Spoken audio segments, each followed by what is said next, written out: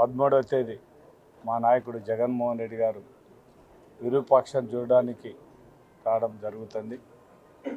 ఉదయం 10 గంటలకు వచ్చి సబ్ జైల్లో విరూపాక్ష గారిని చూసి ఎమ్మడే మళ్ళా బయలుదేరిపోవడం జరుగుతుంది. కాబట్టి ఒకసారి మా నాయకుడు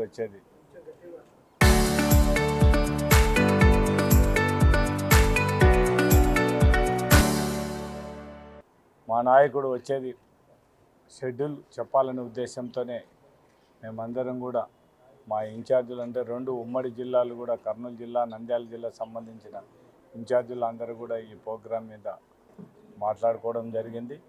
దాంతోపాటు రేపు డిఎస్సి అవకతవకల మీద కూడా ఈ ర్యాలీ విషయం కూడా అన్ని నియోజకవర్గాల్లో కూడా మా ఇన్ఛార్జీలందరూ కూడా పెద్ద ఎత్తున చేయాలని ఆ విషయం కూడా మాట్లాడుకోవడం జరిగింది. కాబట్టి ఈ తెలుగుదేశం ప్రభుత్వంలో రెడ్ బుక్ రాజ్యాంగం జరిగే పరిస్థితి ఉండడం జరుగుతుంది.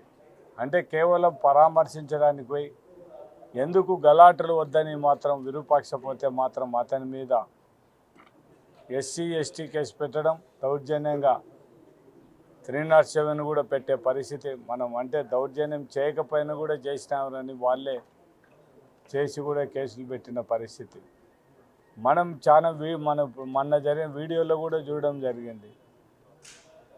ఆమె భర్తనే ఆమెకు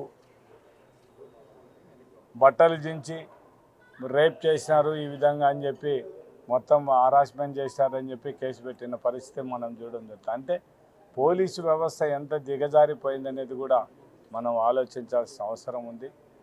ఇటువంటి రాజ్యాంగం రెడ్ బుక్ రాజ్యాంగాన్ని చూసి రేపు రాబోయే కాలంలో కూడా ఈ పోలీసు అధికారులు కానీ ఇంకొకరు కానీ తెలుసుకోవాల్సింది ఒకటే, ఈరోజు అధికారం ఉందని దుర్వినియోగం చేస్తే రేపు రాబోయే కాలంలో కూడా దీని పరిణామం ఏ విధంగా ఉంటుందనేది కూడా పోలీసు అధికారులు ఆలోచించుకోవాలని కూడా నేను ఈ సభాముఖంగా ఈ ప్రెస్ మీట్ ద్వారా వాళ్ళకు కూడా విజ్ఞప్తి చేస్తున్నాను.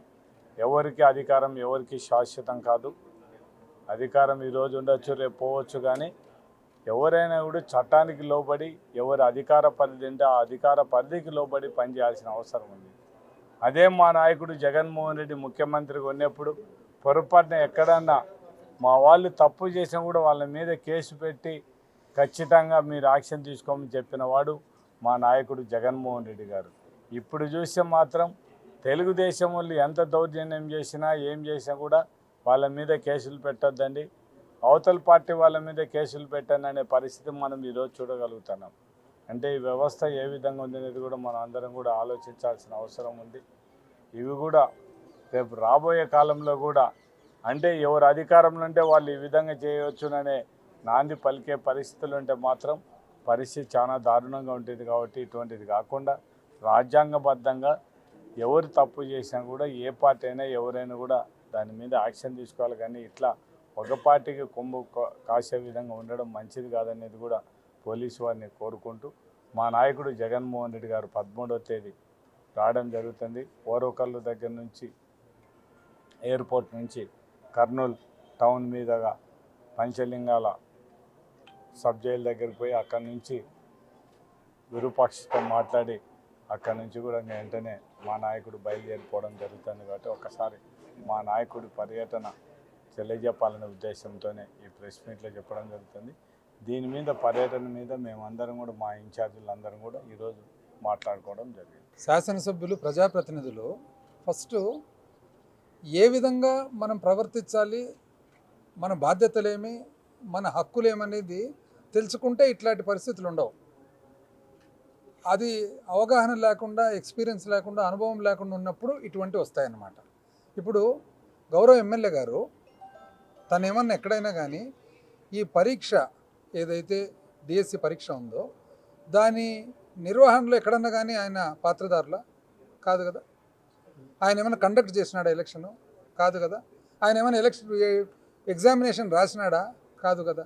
ఏదీ లేనప్పుడు అంత ఖచ్చితంగా నేను చెప్తాను, ఏం జరిగిందో నేను చెప్తానంటే దట్ మీన్స్ ఆయనకు లోపల ఏం జరిగిందో అనేది నిజంగానే తెలుసునా అని ఏ విధంగా చెప్పగలుగుతారు? శాసనసభ్యుల బాధ్యత ఏమి?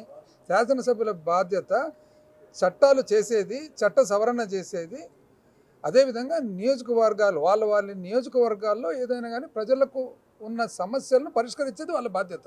అంతేగాని ఈ డిఎస్సి పరీక్ష నిర్వహణలో ఒక ఆయనకే కాదు ఏ శాసనసభ్యునికైనా బాధ్యత ఎక్కడ వస్తుంది? సో బాధ్యత లేనప్పుడు పాత్రదారుడే కానప్పుడు ఏం జరిగిందని ఎట్లా చెప్పగలుగుతున్నాడు? ఈ విధంగా ఛాలెంజ్ చేసి నేనే వస్తాను నేనే పెడతాను. ఇప్పుడు ఒక శాసనసభ్యునిగా ఉన్నప్పుడు మనము ఒక ఆషామాషిగా మామూలుగా ప్రతిరోజు బస్తీమే సవాలని అన్నికి రాదు కదా.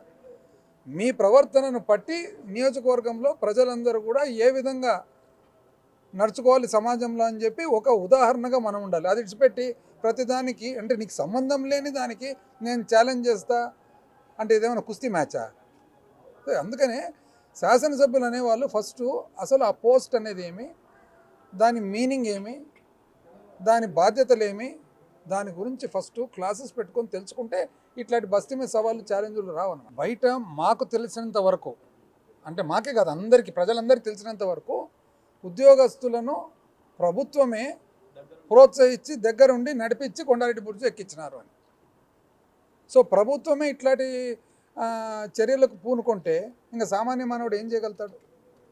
ఇప్పుడు ప్రతిపక్షం ఏమంటుంది? అయ్యా నంబర్ 1 అసలు ఫస్ట్ ర్యాంకు సెకండ్ ర్యాంకు వచ్చిన వాళ్ళు లోపల పనిచేయడం ఏమి, అవుట్సోర్సింగ్ ఉద్యోగిగా పనిచేయడం ఏమి, పని చేసిన తర్వాత ఆయనకు ర్యాంక్ రావడం ఏమి, ర్యాంక్ వచ్చిన తర్వాత బయటికి రావడం ఏమి, ఒకవేళ ఒక వ్యక్తికంటూ పేపర్ ఏముందని ముందరికే తెలిసింటే అది ఒక వ్యక్తితోనే ఆగిందనేది రుజువేమి? ఖచ్చితంగా ఒక వ్యక్తితోనే ఆగింటుందనేది ఏమి? ఒకరికి అవుట్ అయింది, అవుట్ అయినట్లు కనపడతా ఉందాడా? ఎందుకంటే పనిచేసే అవుట్సోర్సింగ్ ఉద్యోగికే ర్యాంక్ అసలు ఎగ్జామినేషన్ ఎట్లా తీసుకుంటారు, ఎగ్జామినేషన్ రాసినాక ర్యాంక్ ఎట్లా వస్తుంది, ర్యాంక్ వచ్చిన తర్వాత నాకు వద్దని చెప్పి ఎట్లా మానుకుంటారు? ఇది ఒకరితోనే ఆగిపోయి ఉంటుంది అనేది ఎట్లా ఖచ్చితంగా చెప్పగలుగుతాం? నంబర్ 1. నంబర్ 2, ఏదైతే స్పోర్ట్స్ కోటా ఉంది, స్పోర్ట్స్ కోటాలో ఇన్ని ఉన్నాయి. సో ఏ విధంగా ఇప్పుడు జగన్మోహన్ రెడ్డి గారు ఏమంటున్నారు, మీరు ఏ విధంగా ఉద్యోగాలు ఇచ్చినారు ట్రాన్స్పరెంట్గా పారదర్శకంగా చెప్పండి. అంటే ఇప్పుడు ఒకవేళ క్రికెట్ ఆడుతున్నారు అంటే దానికి ఎట్లా పెట్టినారు? రంజీ ఆడినట్లా, నేషనల్ ఆడినట్లా, ఏం పెట్టినారు? ఒకవేళ లేదు హాకీ ఆడినారు, నేషనల్స్ ఆడినట్లా, స్టేట్ ఏదో ఒకటి ఉండాలి కదా. దానికి వాళ్ళు సమాధానం ఏమంటున్నారు? ఫెడరేషన్ సర్టిఫికేట్ అంటున్నారు. ఎన్నో ఫెడరేషన్స్ ఉంటాయి. ఫెడరేషన్ సర్టిఫికేట్కు మీకు ఏ విధంగా దానికి శాంక్టిటీ ఉంటుంది? ఏ ఫెడరేషన్ అయినా ఏ సర్టిఫికేట్ అన్నీ ఇవ్వచ్చు. నేను కూడా వచ్చు, మీ అందరి 10 మంది ఉంటే మీ అందరూ ఒక ఫెడరేషన్ పెట్టుకొని ఒకరు క్యారమ్ బోర్డు బాగా ఆడతారని, దాంట్లో ఏమి బ్రిడ్జ్ కూడా ఉంది మళ్ళీ కార్డ్స్ కూడా. అంటే ఒకరు క్యారమ్ బోర్డు బాగా కొడతారని ఒకరికి సర్టిఫికెట్టు, ఒకరికి మీరు ఖోఖో ఆడతారని ఒకరికి సర్టిఫికెట్టు, ఒకరు షటిల్ అని సర్టిఫికెట్టు, ఎట్లంటే అట్లా ఇచ్చుకోవచ్చు. దానికి శాంక్టిటీ ఎట్లా అని ఇప్పుడు ఏదైనా పెట్టండి. గేమ్ పెట్టినప్పుడు మీరు దాన్ని అంటే క్వాలిఫికేషన్ ఎలిజిబిలిటీ ఎట్లా పెడుతున్నారు? మీరు ఎట్లా పెట్టాలి? ఇప్పుడు నేషనల్స్ ఆడినారు కాబట్టి నేషనల్స్ ఆడిన వాళ్ళకి ఇచ్చే ఓకే, నో ప్రాబ్లం.